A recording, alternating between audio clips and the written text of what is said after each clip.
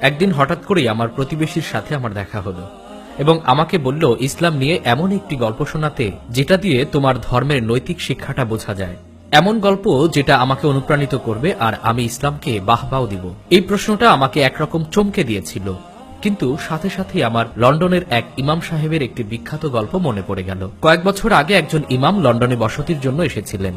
উনি প্রতিদিন মসজিদে যাবার জন্য একই বাসে চড়তেন, যার চালকও একই ব্যক্তি ছিল। একদিন উনি যখন যাচ্ছিলেন উনি বাসের ভাড়া দিলেন আর তারপর সিটে গিয়ে বসলেন এবং এটা বুঝতে পারলেন যে চালক ভুল করে তাকে 40 পেন্স বেশি দিয়েছেন। সিটে বসার পর ইমাম সাহেব ভাবলেন যে ওই খুচরাটা কি আর ফেরত দিবেন, কিন্তু নামার সময় ওনার খারাপ লাগা শুরু হলো এবং উনি সেই 40 পেন্স চালককে ফেরত দিলেন আর বললেন, জনাব আপনি মনে হয় আমাকে বেশি ফেরত দিয়ে দিয়েছেন। চালক হাসলো আর বলল, তুমি এই এলাকায় নতুন ইমাম না? আমি আসলে বেশ কিছুদিন ধরে চিন্তা করছিলাম তোমাদের মসজিদে যাব ইসলাম সম্পর্কে জানার জন্য, কিন্তু সেটা করার আগে আমি ভাবছিলাম তোমাকে আমি অতিরিক্ত টাকা দেবার পর তুমি কি করো সেটা দেখব।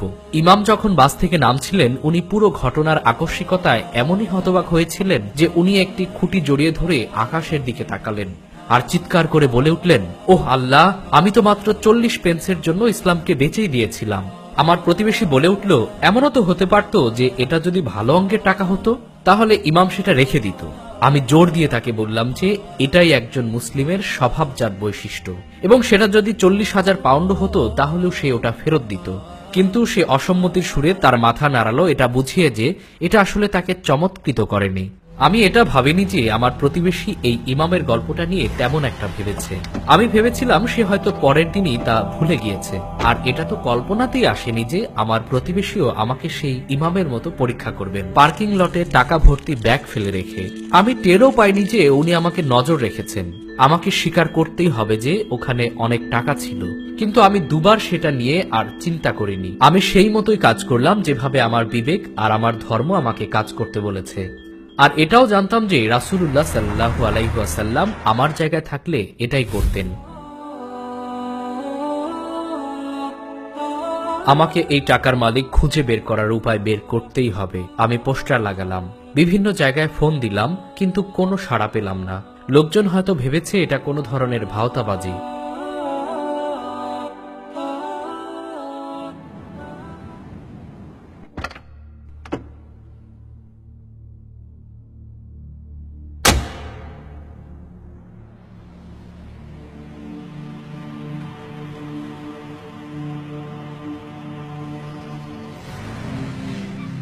আমার প্রতিবেশী আমাকে বলল, তাহলে তুমি বলতে চাও মুসলিমদেরকে লোভে ফেলা যায় না। আমি জানি তুমি লোভে পড়েছো আর টাকাটা খরচ করে ফেলেছো। তাই আমি তাকে বললাম, কি হয়েছিল? আমি তাকে সেই দাতব্য সংস্থার রিসিপ্টটা দিলাম যেখানে আমি টাকাটা দান করেছি, আর এটাও জানালাম যে যেই গাড়িটি আমি চালাচ্ছিলাম সেটা আমার চাচার। আমার নিজের গাড়িটা ঠিক করতে দিয়েছি। তারপর আমি তাকে জিজ্ঞাসা করলাম, আপনি এই বছরের ট্যাক্সের আবেদন করেছেন? আমার মনে হয় এই স্লিপটাও আপনার সিপি এর কাছে নিয়ে যান। ভাবতে পারেন এমন একজন প্রতিবেশীর কথা যে আপনাকে সব সময় আজে বাজে কথা বলে যতটা সুযোগ সে পায়, কিন্তু সকল অপমান করা সত্ত্বেও যখন সে কোথাও ভ্রমণে যায় বা তার দামি জিনিস যখন কারো কাছে গচ্ছিত রাখার দরকার পড়ে, সে আপনাকে ছাড়া আর কাউকে বিশ্বাস করে না, কারণ সে আপনার সততা সম্পর্কে জানে। আমাদের রাসূলুল্লাহ সাল্লাল্লাহু আলাইহি ওয়াসাল্লাম এরকমই একজন ছিলেন। আজকে যখন আমরা ফিরে আসছিলাম আমার প্রতিবেশী আমাকে যে সময়টা কাটালাম তার জন্য ধন্যবাদ দিল।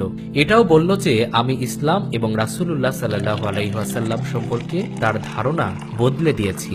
আমি তখন তাকে বললাম, আমাদের রাসূল বলেছেন, তাদের বিশ্বাসের মর্যাদা দিও যে তোমাকে বিশ্বাস করেছে এবং তাদেরকেও ধোঁকা দিও না যারা তোমাকে ধোঁকা দিয়েছে। যেটা আমার দৃষ্টি আকর্ষণ করেছে তা হলো আমার প্রতিবেশী আমাকে এতগুলো টাকা দিয়েও পরীক্ষা করতে চাইল, শুধুমাত্র একজন মুসলিমের সততা পরীক্ষা করার জন্য।